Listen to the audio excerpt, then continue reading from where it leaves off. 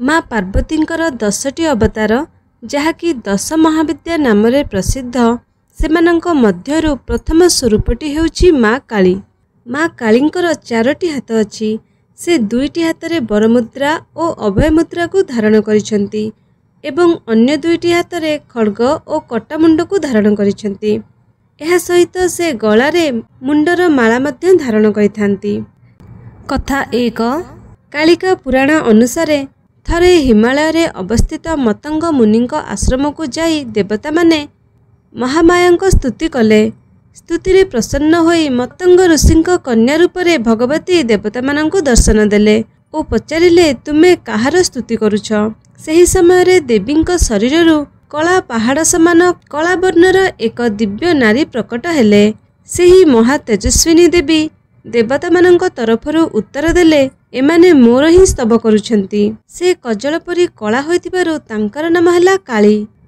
कथा 2 दुर्गा सप्तशती अनुसार दिने शुंभ निशुंभंकर अत्याचार रे व्यथित होई देवता माने हिमालय को जाई देवी सूक्त द्वारा देवींकर स्तुति कले। सेतेबेले गौरींक देहरु कौशिकी प्रकट हेले।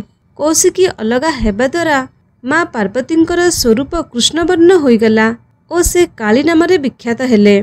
कथा 3 अन्य एक कथा अनुसार जेतेबेले कल्पर अंत समय रे समस्त सृष्टि एकार्णवरे निर्मग्न हेउथिला सेतेबेले भगवान विष्णु क्षीरसागर रे शेषनागर शय्यारे जोगनिद्रार आश्रय नहीं निद्रामग्न होईगले। एही समय रे तांको कानर मळिरु 2टी भयानक असुर उत्पन्न हेले। मधुकैटभ नाम रे विख्यात हेले। एही 2 जन ब्रह्मा को खाइबाकू आसिले। एहा देखि भगवान को नाभि कमल रे स्थित ब्रह्मा विचलित होई उठिले और से भगवान को डाकिबाकू लागिले किंतु से न शुणी सोई रहिले।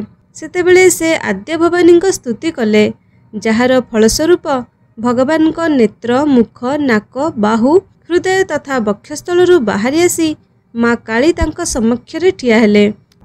कथा 4 चंडमुंडंक सहित युद्ध करिबा समय रे माँ अंबिका को अधिक क्रोध आसिला जेउथिपाई तांकर मुखमंडल कला होईगला ललाटर भ्रुलता तेढ़ा होईगला एवं तत्क्षण विकरालमुखी कालीर प्रादुर्भाव हेला।